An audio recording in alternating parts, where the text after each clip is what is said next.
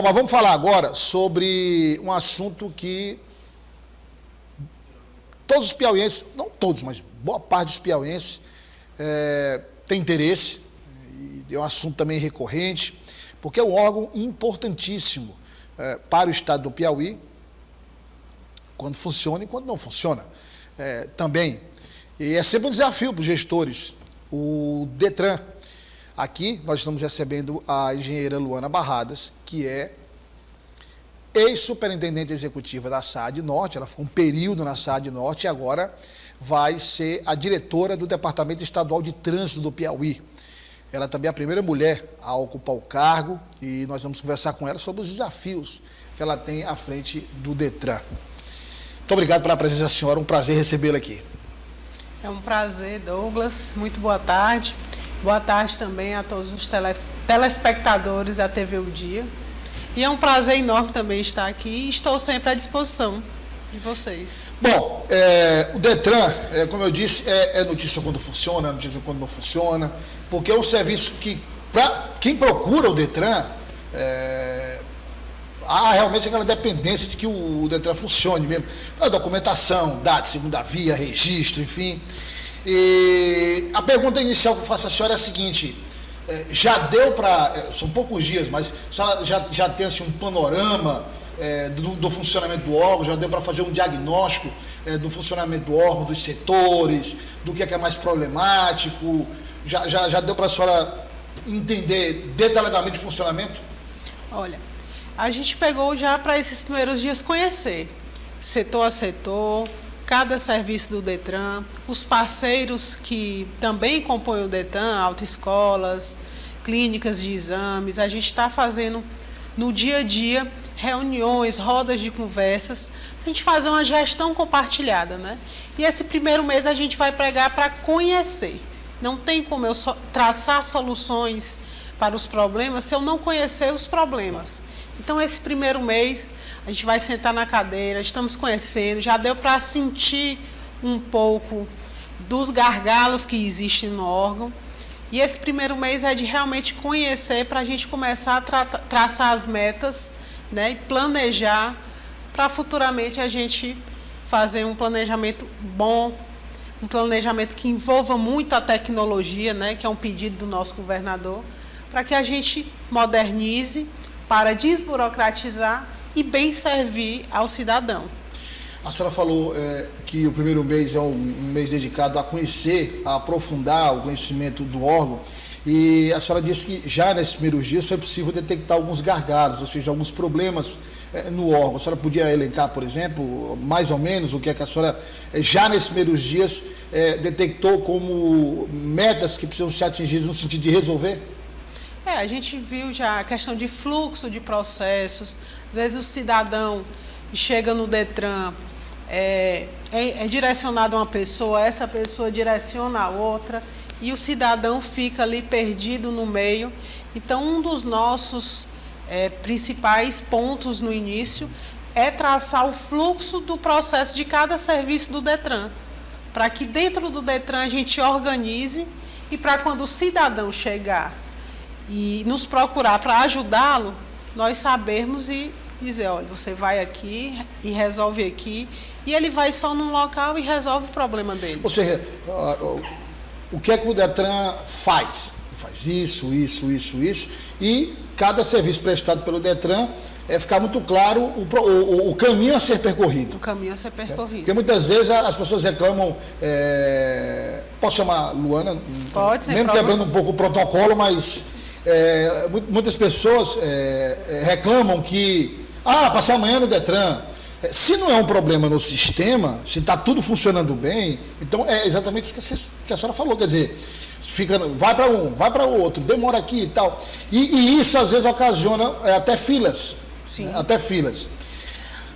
Um detalhe que eu achei importante que a senhora tocou aí, inclusive realmente foi a fala do governador Rafael Fonteles, ele se referindo a todas as áreas do Estado, segurança, educação, a prestação de serviço de um modo geral, e no caso do DETRAN em especial, isso é vital, que é a tecnologia.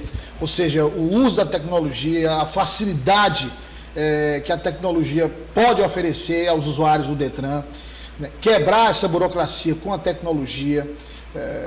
E eu pergunto à senhora, como é que está hoje esse processo do Detran? Porque a gente já ouviu falar muito antes sobre implementação de novas tecnologias, mas já existem essas novas tecnologias ou ainda é um processo em implantação? A gente está fazendo um levantamento que tem de programas dentro do Detran para a gente começar a implantar as nossas ideias. Hoje em dia o cidadão resolve muitos seus problemas na palma da mão, no celular. Então, qual é a intenção da nova gestão do Detran junto com o governador? É que o cidadão comece a resolver os seus problemas relacionados ao Detran na palma da mão. Que ele fique no conforto da sua casa e tente, consiga resolver o máximo possível sem ir ao Detran. Então, essa é uma das nossas metas, é essa. Ou seja, até evitar ir no Detran, se for o caso, né? Evitar ir até o órgão. Um outro problema também é que muitas das vezes é o tal sistema. E aí, quando a gente fala sistema, a gente fala de banco também, né?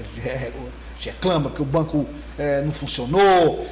Foi a agência bancária, passei a manhã toda, o sistema não voltou, o sistema caiu. Isso é muito comum também.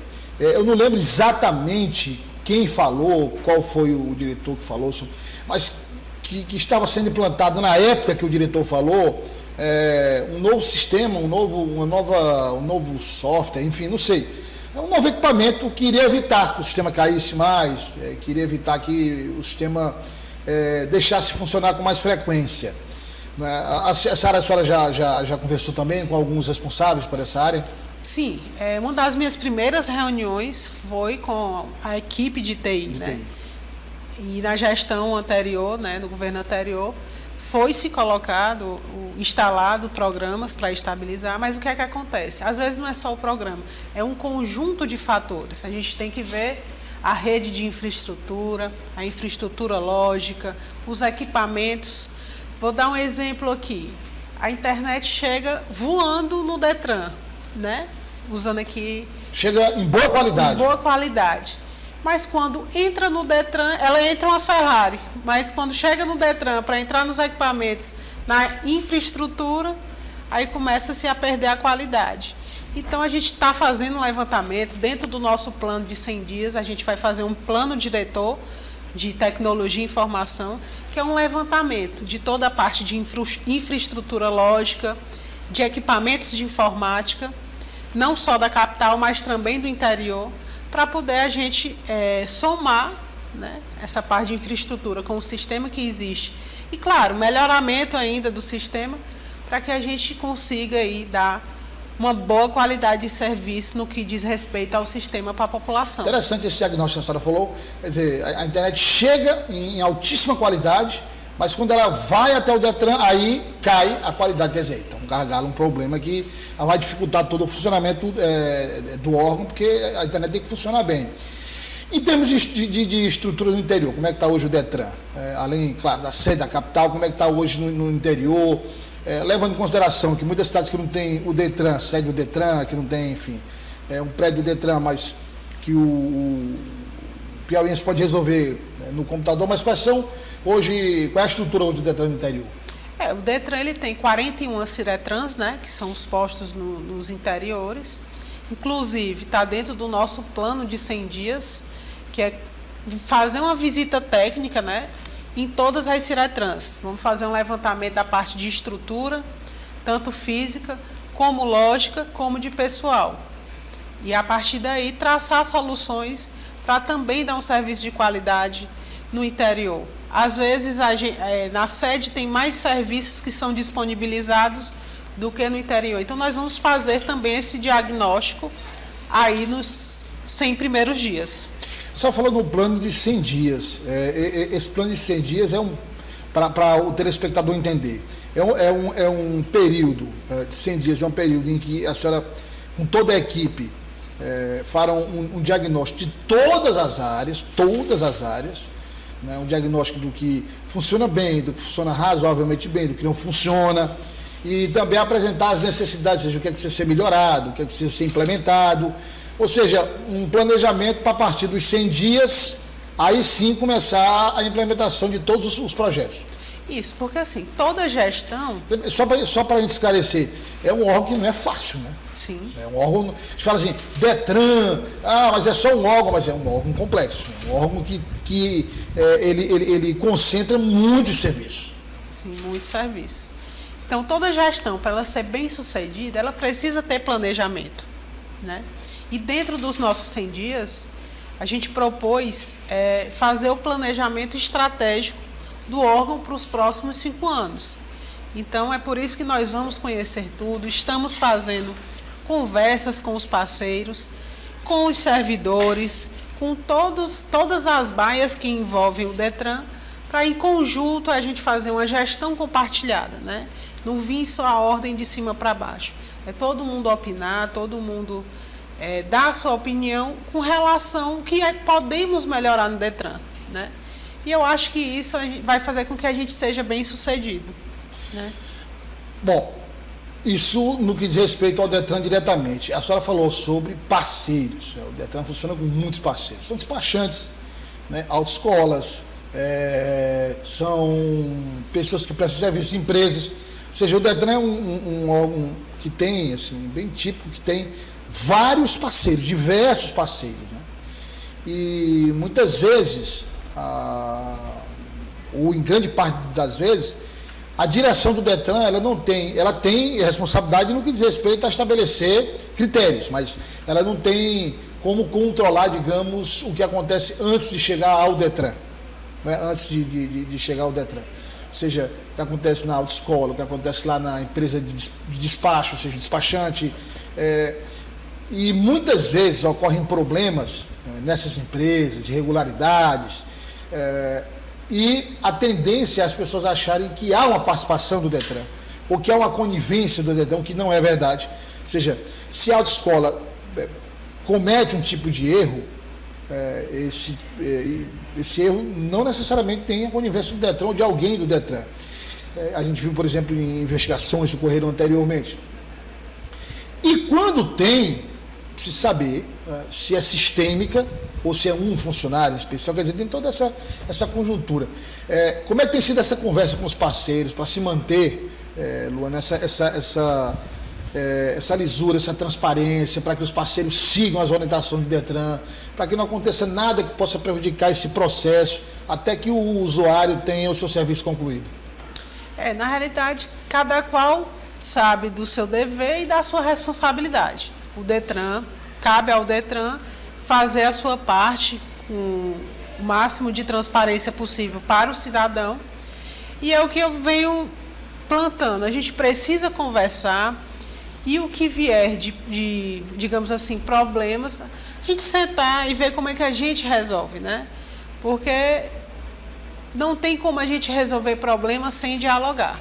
É dialogar com o usuário, dialogar com o parceiro, e o Detran sempre abarcando o usuário e o parceiro para a gente fazer um trabalho integrado, em conjunto, para não ter nenhum tipo de como é que eu posso dizer?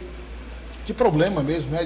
De problema. Irregularidade. Agora, esses parceiros, todos eles, obrigatoriamente, precisam ser credenciados pelo Detran? Sim. Todos que têm relação, que prestam algum tipo de serviço, tem que ser credenciado pelo Detran? Tem que ser credenciado. A gente tem, Ilona, muitas vezes recebido denúncias de pessoas que dizem assim, eu fui... Porque as pessoas entender o seguinte, todo mundo busca facilidade, né? E às vezes a facilidade é fazer o certo, ir no órgão e procurar um funcionário e resolver. Mas não, as pessoas às vezes, não, o fulano de tal aqui disse que não precisa ir lá, ele vai e resolve e tal. Então procura o fulano de tal, o fulano foi lá e resolveu. Depois a pessoa descobre que nem precisaria daquela pessoa, que ele poderia ter ido lá e ter resolvido, reclama. E muitas vezes a pessoa é enganada. Alguém se apresenta como um suposto intermediário, trabalha na empresa, que presta o serviço, não desaparece, não resolve o problema. Também é um outro gargalo, é um outro problema estrutural, que as pessoas ficam rondando ali o Detran, ficam ali próximas. Está no radar da senhora também essa questão da fiscalização em relação àquelas pessoas não credenciadas, mas se apresentam como pessoas que estão ligadas ao Detran? Isso é uma conversa que a gente está tendo, estamos nos inteirando ainda do que acontece no Detran, porque uma coisa é a gente ouvir falar e uma coisa é o dia a dia. Então, assim, tudo que chegar a nós, vamos apurar e tomar as devidas medidas, né? Então, a gente está ainda conversando, conhecendo, mas todo tipo de situação que chegar a nós vamos tomar as devidas medidas. O Detran é um órgão que arrecada, né? Um órgão que arrecada recursos e há sempre uma reclamação que não tem a ver diretamente com o Detran. Obviamente o Detran executa só, mas que é a questão dos valores, IPVA, enfim, aquelas... E quando a gente falou da sua entrevista, tinham muitas perguntas já sobre... aliás, eu falo em Detran, todo mundo pergunta, tem alguma anistia, algum desconto, enfim. Essas políticas de desconto, só para esclarecer o telespectador, elas são políticas estabelecidas diretamente pelo Detran, ou são estabelecidas pela Secretaria de Fazenda, ou diretamente pelo governador? São medidas pela Secretaria de Fazenda, né? Inclusive, a gente agora estamos no período do IPVA. Pois é, mês de janeiro agora, né? Exatamente. Mês de janeiro, cidadão que quiser ter a oportunidade de pagar a taxa com desconto, até agora o mês de janeiro, até o dia 31, ele tem 15% de desconto. Ainda no mês de fevereiro, até o dia 28 de fevereiro, tem 10% de desconto. E no mês de março ainda tem 5% de desconto. E aquele cidadão que não disponibiliza de pagar à vista para ter o desconto, ainda pode, sem o desconto, mas tem uma facilidade de parcelar, tendo sua primeira cota dia 31 de março, a segunda cota dia 28 de abril e a terceira dia 31 de maio. Então, a orientação geral para quem está nos acompanhando é a seguinte: qualquer dúvida que tiver, se não for uma dúvida que possa ser esclarecida pela internet, pelo site do Detran, que até o IPVA é bom deixar claro que está lá, é só você colocar o Renavan, colocar os dados, você imprime, paga e ponto final. Não tem burocracia nem no Detran. Mas se você tiver alguma dúvida mais complexa, uma dúvida mais difícil, não, eu vou falar com um fulano que disse que não, vá ao Detran, a orientação é essa. Procure um funcionário do Detran realmente, porque aí você tem a certeza de que a informação é verdadeira. Né? Pode procurar o Detran, um funcionário, nas redes sociais. Nós agora vamos implantar um canal de comunicação com o cidadão final, né, o usuário final. Eu sempre achei o Detran calado, né? Então a gente vai montar um plano de ação também de comunicação do Detran com o cidadão.